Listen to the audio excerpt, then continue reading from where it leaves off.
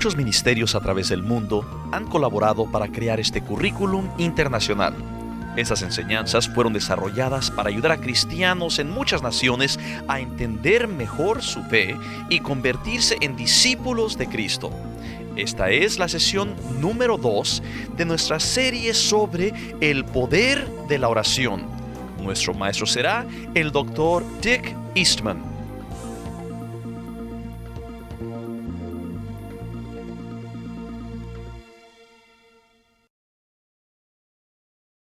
Me da mucho gusto que estén ustedes aquí conmigo en esta segunda sesión relacionada al poder de la oración. Ahora, en esta sesión yo quisiera que analizáramos qué es en realidad la oración. En otras sesiones hablaremos acerca de cómo podemos desarrollar u organizarnos para tener nuestra sesión personal todos los días. Pero en esta sesión queremos aprender mejor y entender mejor lo que es la oración. Ahora, claro, hay cientos de maneras en que podríamos definir lo que es la oración. Pero en un momento yo les voy a presentar 4 definiciones muy sencillas de cómo veo yo la oración. Ahora, hubo un hombre hace más de 100 años que vivió en Sudáfrica, un hombre maravilloso. Era un misionero a Sudáfrica. Y su nombre era Andrés Murray. Y él escribió un libro que se ha vuelto ya clásico relacionado a la oración. Y se llamó el libro algo como En Cristo y en la escuela de la oración. Ahora, yo he utilizado las palabras de Andrés Murray muchas veces al estar describiendo nuestras escuelas que le llamamos también de oración.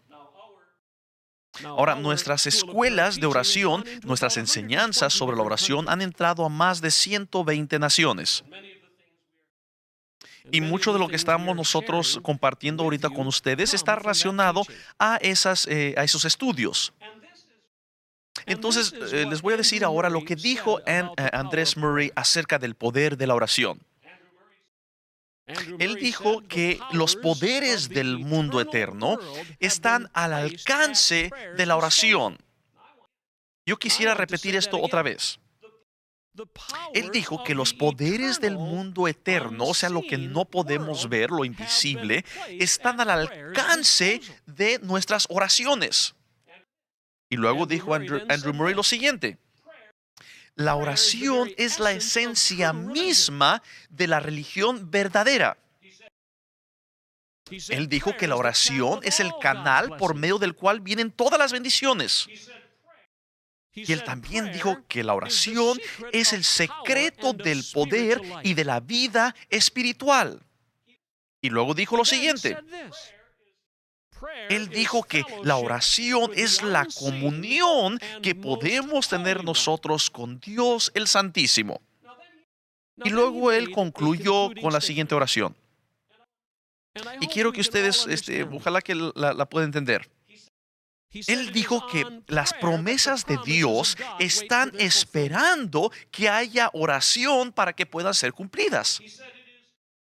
Es más, él dijo que el reino de Dios, la gloria de Dios, está esperando la oración para que sea cumplida. Entonces, él dijo que a través de la oración, la gloria de Dios será revelada completamente. Entonces, esto es lo que decía Andrés Murray. Él nos estaba diciendo que todo lo que recibimos es a través de la oración. Así de que si no oramos, vamos a perder muchísimo de eso que Dios tiene para nosotros. El gran predicador John Wesley dijo: Dios no hace nada excepto a través de la oración. Entonces, si esto es cierto, obviamente es esencial la oración en la vida del creyente. Entonces tenemos que hacernos nosotros una pregunta. ¿Qué es la oración? ¿Y qué sucede cuando oramos? La mayoría de la gente piensa que orar significa pedirle a Dios que simplemente nos bendiga. Y eso es parte de la oración. Pero la oración es algo más que eso. Entonces, por favor, analicemos juntos durante esta lección. Analicemos lo que es la oración. yo veo que hay cuatro definiciones muy sencillas que podemos utilizar para hablar de la oración. En primer lugar, la oración es suplicar a Dios, es pedirle a Dios un poder espiritual. Y todos podemos decir, bueno, pero ¿qué significa eso? Significa lo siguiente. Es suplicar a Dios, es pedirle a Dios cuando tenemos necesidad. Es clamar a Dios y decirle, Señor, te necesito. O Señor, necesito de tus provisiones. Es pedirle a Dios una bendición o su poder para que podamos nosotros crecer en Él, para que nuestras necesidades estén satisfechas. Pero este es solamente el primer aspecto de la fe, de la oración. Quiero darles unos ejemplos de las Escrituras. Ahora, todo lo que vamos a estudiar acerca de la Biblia lo encontramos en la Biblia. Este libro tiene que ser la guía para que podamos nosotros entender todos los temas espirituales. Hay cientos de versículos que están relacionados a la oración. Y muchos de esos versículos se refieren a versículos en los cuales habla de personas que estaban orando. Entonces quiero darles tres ejemplos relacionados a la primera definición que dimos a la oración. Encontramos primero en cuanto a Elías. Lo podemos encontrar en el primer libro de Reyes, en el capítulo 18, y especialmente en los versículos 37 y 38. Primera de Reyes, capítulo 18, versículos 37 y 38. Ahora, déjenme nada más darle un poquito de historia relacionado a este pasaje. Estamos hablando nosotros del lugar en la Biblia donde Elías estaba confrontándose con los profetas del dios ese Baal. Entonces, estas personas, esos profetas, estaban adorando a dioses falsos. Y entonces tenemos una confrontación del profeta Elías y estos profetas del dios Baal. Y muchos de ustedes recordarán la historia, y donde los profetas de Baal se pusieron a clamar, a llorar hacia su Dios. Y todo el día y toda la noche estuvieron clamando a sus dioses. Le estaban pidiendo a sus dioses que mandara fuego sobre un sacrificio que habían puesto. Pero nada sucedió. Y luego Elías llegó y se puso a orar. Y si recuerdan que él también tenía un sacrificio, pero derramó agua arriba de él. Y luego le echó todavía más agua arriba del sacrificio. Y luego oró. ¿Y saben lo que es muy interesante acerca de esto? Elías, su oración era muy pequeña, unas cuantas palabras, unas 25 palabras, por decir algo. Y lo encontramos esto en 1 Reyes 18:37. Es una pequeña oración de pocas palabras. Empieza, respóndeme, Jehová, respóndeme. Dice, yo quiero que tú me respondas para que conozca este pueblo que tú, oh Jehová, eres el Dios. Una oración muy sencilla, ¿no? Unas cuantas palabras solamente. Y en el versículo 38, entonces cayó fuego de Jehová y consumió el holocausto, la leña, las piedras y el polvo, y aún lamió el agua que estaba en la zanja. Y todo esto sucedió cuando Elías clamó a Dios. Déjeme darle otro ejemplo. Esto lo encontramos con relación al rey Josafat. Lo pueden encontrar ustedes en Segunda de Crónicas, capítulo 18, y el versículo 31.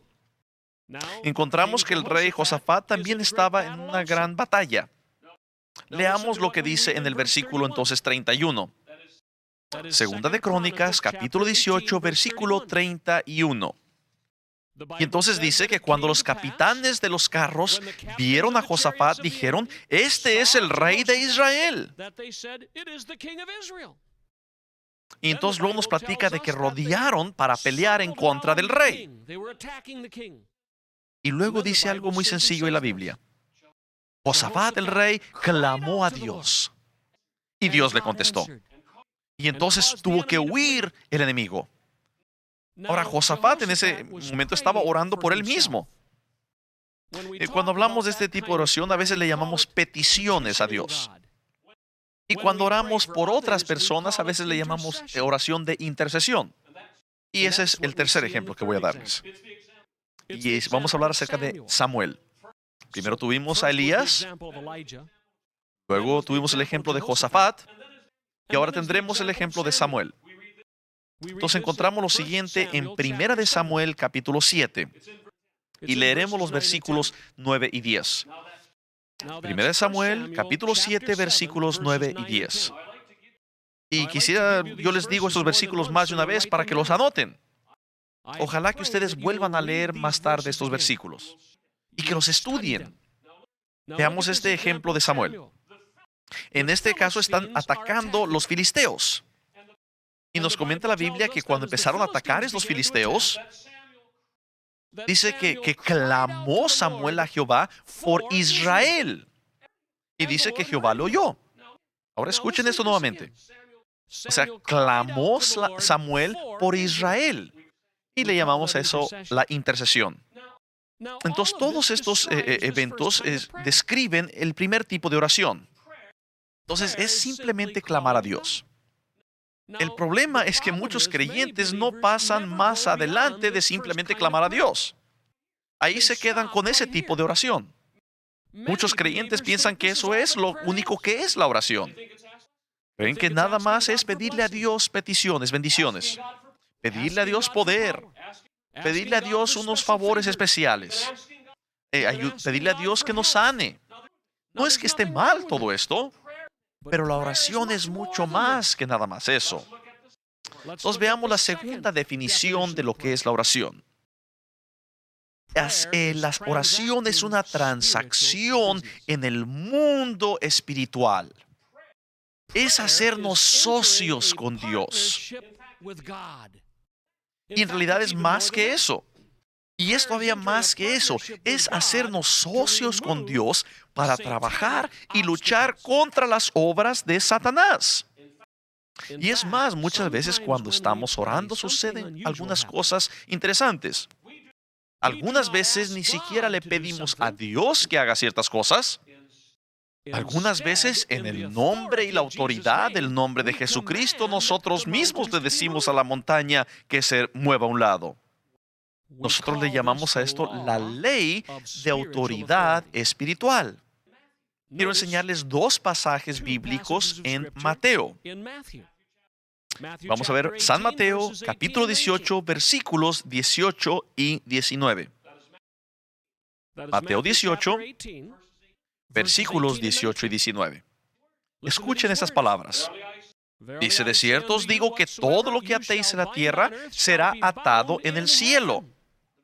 Continúa diciendo ese versículo, y todo lo que desatéis en la tierra será desatado en el cielo. El siguiente versículo dice lo siguiente. Otra vez os digo que si dos de vosotros se pusieren de acuerdo en la tierra acerca de cualquier cosa que pidieren, les será hecho por mi Padre que está en los cielos. Esto significa que usted no necesita una gran multitud para mover montañas. Si existen tan solo dos personas que estén de acuerdo, pueden hacer que huyan los enemigos. Y aún solos nosotros, bajo la autoridad de Jesucristo, podemos hacer a un lado esas montañas. Recordemos lo que le dijo Jesucristo a Pedro. Y esto lo encontramos en Mateo capítulo 16. Jesucristo le dijo esto a Pedro. En Mateo 16, 19. Él le dijo, yo te doy a ti las llaves del cielo. Y luego le dijo lo que debería de hacer con esas llaves. Él le dijo, todo lo que atéis en la tierra será atado en el cielo, y todo lo que desatéis en la tierra será desatado en el cielo. Entonces a esto le llamamos la ley de la autoridad espiritual. Podríamos nosotros resumir todo esto de la siguiente manera. Cuando nosotros tomamos autoridad en la tierra en oración, Dios desata su poder allá en el cielo. Ahora yo quisiera que habláramos acerca de esa palabra de atar. Dice todo lo que atéis en la tierra. Muchas personas cuando escuchan esa palabra creen que viene de lo original como amarrar. Claro que significa eso, y es cierto, pero también significa más que eso. Es cierto que nuestras oraciones pueden amarrar, pueden atar las obras de Satanás. Pero en realidad también esto es un término legal. Y en el sentido legal significa lo siguiente. Es como un tipo de restricción legal, como un tipo de juramento legal, llamémosle. Quiero darles una ilustración que viene de mi cultura. Vamos a decir que yo quiero en mi ciudad construir un edificio que tiene 20 pisos. Pero vamos a decir que en mi ciudad las leyes nada más permiten que se construyan 10 pisos. Pero yo quiero construir 20 niveles. Y yo empiezo a construir. Alguien podría ir a nuestros juzgados. Ellos podrían recibir de las cortes una orden para restringir o para parar la obra. Pueden ellos traerme entonces esa orden. Y si yo no paro la obra, ellos me pueden llevar a la cárcel. Ahora pensemos en esto, apliquémoslo a lo espiritual. Satanás tiene muchos planes. Quiere destruir a su familia. Quiere destruir su fe. Y usted empieza a orar. Y usted se pone en contra de él en el nombre de Jesucristo. Entonces usted le pone cierta restricción a él. ¿Saben lo que yo creo que sucede cuando ustedes oran de esa manera? Yo pienso que Dios manda a sus ángeles. No los podemos ver, pero vienen desde el cielo y traen una orden de detención de la obra. Y les dice, el cielo mismo te dice que tienes que detener esa obra. Y empiezan a suceder los milagros de Dios. Quiero yo platicar acerca de uno de mis milagros favoritos que viene en la historia de la iglesia. Es una de las mejores ilustraciones que yo podría darles acerca de este tipo de oración. Sucedió por lo menos hace 400 años. Sucedió en la vida de un hombre muy famoso llamado Martín Lutero. Martín Lutero vivió en un tiempo en que había una gran necesidad dentro de la iglesia. Muchas personas ya estaban muy frías en su relación con Dios. Ya no creía mucha gente en lo que de verdad dice la Biblia. Él es un tipo de reformador de la iglesia. Entonces él quería que mucha gente volviera a la palabra de Dios. Entonces más o menos en el año 1540 sucedió lo siguiente. Martín Lutero tenía un muy buen amigo. Su amigo se llamaba Frederick Myconius. Eran muy, pero muy amigos. Pero en ese tiempo su amigo Frederick Myconius vivía en otra ciudad, a alguna distancia donde vivía Lutero. Y entonces un día se enfermó mucho su amigo Frederick Myconius. Y los médicos habían dicho que estaba tan enfermo que viviría tan solo unos 3 o 4 días. Entonces Myconius estaba seguro que estaba a punto de morir. Entonces este señor Myconius escribió una carta a su amigo Martín Lutero, porque pensaba que moriría en menos de 3 o 4 días. Entonces en su carta le dijo adiós a su amigo Martín Lutero. Empezaba ya a cegarse y apenas podía hablar, pero pronunció las palabras y otra persona las escribió. En realidad no tenemos la carta completa, pero sí tenemos la carta que fue la contestación de Martín Lutero. Martín Lutero creyó que Dios mantendría vivo a su amigo hasta que él recibiera la carta que Martín Lutero iba a mandarle. Y entonces sí tenemos una copia de la carta que mandó Martín Lutero. Entonces recuerden ustedes que Myconius había dicho, para cuando te llegue esta carta, amigo, yo ya estaré muerto. Pero Martín Lutero no estaba dispuesto a creer eso, porque Martín Lutero necesitaba de su amigo Myconius. Entonces le contestó su carta. Es una carta muy corta. Tiene tan solo unas cuantas oraciones. Y es más, yo he anotado esa carta en mi Biblia, porque demuestra tanta fe. Esto fue lo que escribió Martín Lutero a su amigo que estaba muriendo. Ojalá que se emocionen ustedes como emociono yo al leer esta carta. Es tan difícil para mí leer esta carta sin llenarme de fuerza. Porque esto fue lo que escribió Martín Lutero. Escúchenlo. Él dijo las siguientes palabras: yo te ordeno en el nombre de Jesucristo que vivas. ¡Qué oración tan poderosa! Dice, te estoy ordenando, amigo, que vivas. Luego dijo, porque yo todavía te necesito en mi trabajo de reformar a la iglesia. El Señor nunca va a permitir que llegue a mis oídos de que tú has muerto. No, al contrario, tú vas a vivir más años que yo. Me vas a sobrevivir a mí. Luego escribió una cosa maravillosa. Pero por favor, ponga atención a esto. Y yo estoy orando por esto. Este es lo que yo quiero. Y que se haga lo que yo quiero. Pero ustedes dicen que él dijo eso. Es exactamente lo que él escribió. Pero añadió una pequeña frase que todavía no les digo. Él dijo, este es mi deseo. Y que se haga mi deseo. Porque yo solamente estoy buscando glorificar el nombre de Dios. Ahora, ¿creen ustedes que Dios le permitió vivir a Myconius para poder leer esa carta? Yo les puedo decir que históricamente sí vivió. Y les puedo decir algo más. Él estaba ya casi muerto cuando le leyeron esa carta. Y había unas enfermeras a su alrededor. Y había un médico ahí. Y le leyeron la carta. Y le leyeron la primera oración. Te ordeno en el nombre de Jesucristo que vivas. Y todos ahí parados. Todos pudieron ver cómo le tocó el poder de Dios. Ante sus propios ojos vieron cómo Dios lo estaba sanando. Y en unas cuantas horas, el amigo Frederick Myconius ya había sido totalmente sanado por el poder de Dios. A lo mejor ustedes se preguntan, ¿cuándo murió el señor Myconius? Me complace mucho decirles, no murió Myconius hasta 2 meses después de que había muerto Martín Lutero.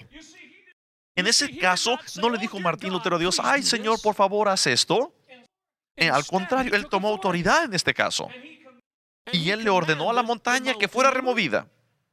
Él le dijo, en el nombre de Dios, yo te ordeno que vivas. Mucho lo podemos comparar, ¿verdad?, con lo que dijo Pedro.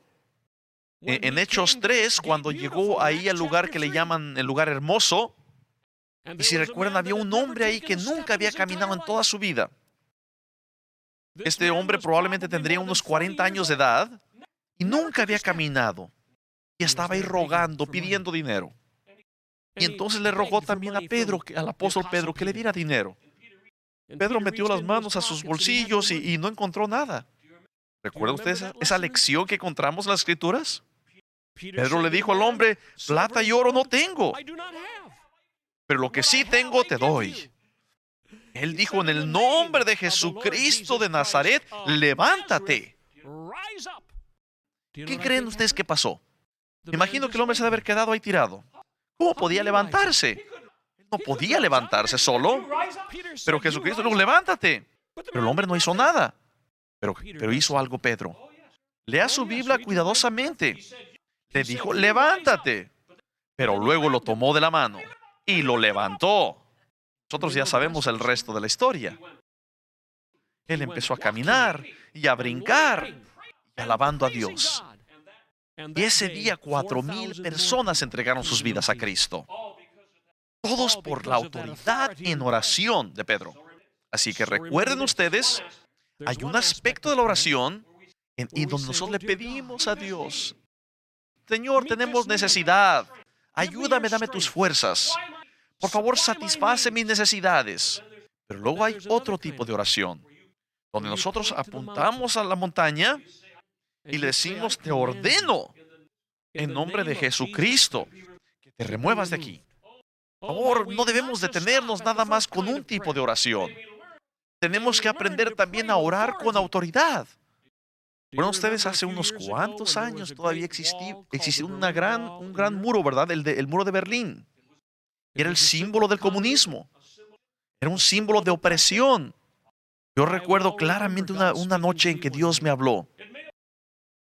A lo mejor fue una obra que Dios me mandó a hacer la más extraña en toda mi vida. Pero nunca la he olvidado. Ya tarde en la noche estaba yo llorando. Yo tenía ya varios días orando por toda esa gente que vivía en opresión en el comunismo.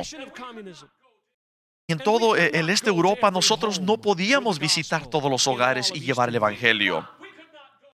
En todo el país de la Rusia y en Moscú nosotros no podíamos visitar cada uno de los hogares.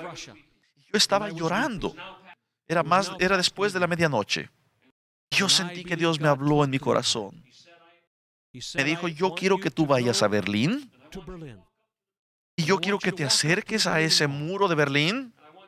Yo quiero que pongas tus manos sobre ese muro. Yo quiero que con tu voz tú des una orden. Se caiga en el nombre de Jesucristo. Yo ya estaba listo para ir. Es más, yo pensaba que debía subir un avión el siguiente día. Pero luego me volvió a hablar el Señor. Dijo, pero no estás listo para ir. Dije, bueno, pero ¿cómo me voy a preparar? Y la siguiente cosa que me hizo, nunca antes la había hecho. Me dijo que quería que por un mes entero me pusiera a llorar. En vez de ir a mi oficina y ponerme a trabajar, en vez de salir a predicar, debería yo pasar todos los días en oración. Durante ese mes, Dios me visitó de una manera como nunca lo había hecho en toda mi vida. Y al terminar ese mes, yo me fui a Berlín. Y llegué yo entonces al muro ese de Berlín, y era algo muy extraño ir tan lejos, nada más para decir unas cuantas palabras. Pero también recuerden que fue muy breve la oración de Elías. Ahora, yo no quiero que ustedes piensen que yo me creo un gran hombre de fe, ¿eh? Quiero decirles lo que sucedió de verdad. Yo me fui en avión hasta Berlín. Es unos 10,000 kilómetros de donde vivo yo. Y al llegar yo ante el muro a hacer la obra que Dios me había mandado, empecé yo a estirar las manos y me detuve. Y volteé a ver si alguien me estaba viendo, porque tenía yo miedo. Y si alguien me ve, imagínense si pasa alguna pareja, ¿verdad? Ya muy viejitos con su perrito. Imagínense si me vieran ahí tocando yo con las manos el muro. Yo me imaginaba a esta viejecita diciéndole a su esposo, mira, ahí está un hombre muy extraño sintiendo el muro. Y luego esa mujer diría, míralo, está hablándole al muro. Tiene que ser un hombre de Estados Unidos. Solamente los estadounidenses harían una locura de ese tipo. Luego me di cuenta de que Dios me había mandado. Entonces rápidamente estiré las manos y puse mis manos sobre el muro. Le dije, en nombre de Jesucristo tienes que caer. Si yo hubiera sido un gran hombre de fe, hubiera sido algo como lo siguiente. En nombre de Jesucristo, cáete. Y luego me hubiera ido corriendo y yo hubiera esperado que cayera el muro. Pero yo no hice eso. ¿Por qué? Porque la verdad es que yo no esperaba que cayera el muro. Pero a ver, explíqueme, ¿cómo es que si usted fue y le ordenó al muro que se cayera? Yo creo que ustedes me entienden. Yo no le estaba hablando a ese muro. Yo estaba hablándole a esos espíritus, a esos poderes invisibles que tenían ese muro. Y en los siguientes meses que siguieron, empezamos a ver milagro tras milagro. Y por fin cayó ese muro. Y ahora nosotros hemos ido a cada uno de los hogares allá en Alemania del Este. Y hemos empezado ya a ir ahora a todos los hogares allá de la Unión Soviética. Hace apenas una semana que me reportaron lo que está sucediendo allá en la antigua Unión Soviética. Me han informado que tan solo en Rusia nuestros obreros ya han ido a 20 millones de hogares. Y cientos de miles de personas han orado para recibir a Jesucristo. Pero todo empezó con una oración llena de valor. Ahora recuerden lo que les estoy diciendo a ustedes de corazón. Yo nunca he creído y no creo que yo soy el único que oró esa oración. Muchísima gente que vivía en el este, ¿verdad?, de Alemania, estuvieron orando todos los días. Pero yo sé que Dios honró esa oración. Ahora, hay otras dos maneras de definir la oración. La siguiente la voy a platicar rápidamente. La oración es recibir secretos espirituales. Es escuchar a Dios. Es permitir que Dios confíe y nos dé sus palabras. Notemos un pasaje bíblico. En Daniel capítulo 2, en los versículos 21 y 22, Daniel 2, 21 y 22 dice lo siguiente. Dice Él, o sea Dios, muda los tiempos y las edades, quita reyes y pone reyes, da la sabiduría a los sabios y la ciencia a los entendidos. Él revela lo profundo y lo escondido. Noten ustedes en la última frase de este versículo. Dios revela cosas que son profundas y escondidas. ¿Nos tomamos nosotros el tiempo de escuchar de verdad a Dios? Porque la oración no es solo estarle pidiendo cosas a Dios. La oración no es solo estar dando órdenes para mover montañas. La oración también es estar en comunión con Él, escuchando sus palabras. Yo nunca paso un tiempo de oración sin tener su palabra conmigo. Eso es muy importante.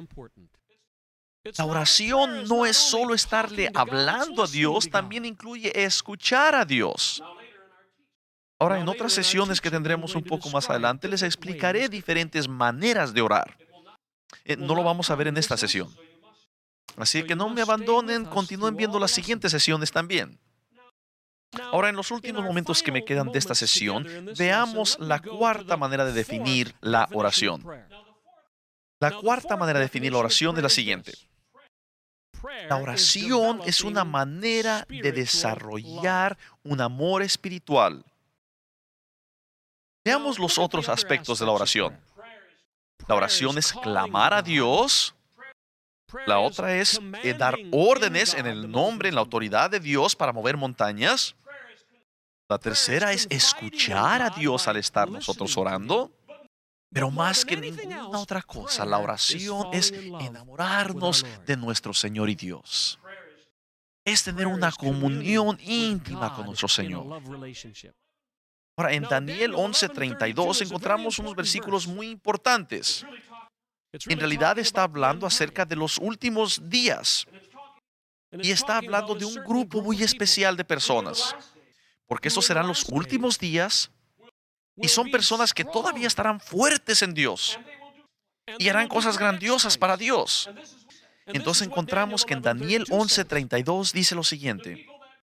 Dice, mas el pueblo que conoce a su Dios se esforzará y actuará. Entonces es un tipo muy especial de personas. Estamos hablando de gente fuerte, gente durable.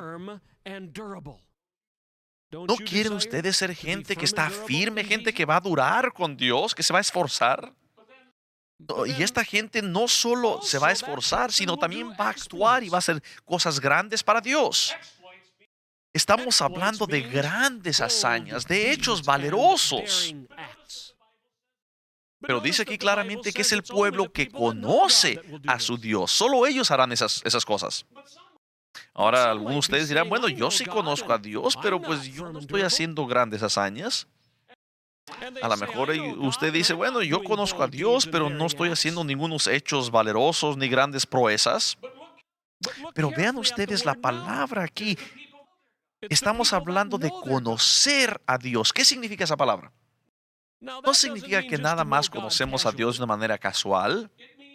Estamos hablando de conocer a Dios íntimamente. Como ustedes han de saber, el Antiguo Testamento fue escrito originalmente en hebreo.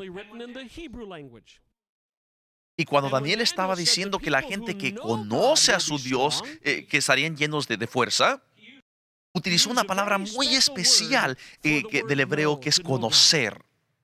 Es una palabra que en hebreo se pronuncia yada. Quiero repetir esto. Es una palabra que se pronuncia yada en el hebreo. Y esta palabra hebrea significa una relación especial, una relación íntima con Dios. Es más, en Génesis capítulo 4, versículo 1, Génesis 4:1, nos habla de cómo Adán y Eva se llegaron a unir como hombre y mujer. La Biblia dice en Génesis 4:1, conoció Adán a su mujer Eva, la cual concibió. Está hablando de un hombre y una mujer uniéndose de manera íntima. Y de que de esa intimidad concibió Eva un niño. Dios nos está llamando a nosotros para que también tengamos una unidad íntima con Él. Claro que no en un nivel humano, sino en un nivel espiritual. Quiere que estemos cerca de Él, que de verdad lo conozcamos. Y al estar nosotros cerca de Él, entonces empezará a haber grandes contestaciones a nuestras oraciones. Dios quiere que tengamos una guiada espiritual. Y yo quisiera orar que esto sucediera en su vida. Padre Santo, me detengo en este momento y quiero pedirte, Señor, que nos enseñes a orar. Enséñanos, Señor, a enamorarnos de ti, conocerte íntimamente, Señor, para que nosotros podamos estar llenos de fuerza, para que hagamos nosotros grandes hazañas por ti. Lo pedimos en el nombre de Jesucristo. Amén.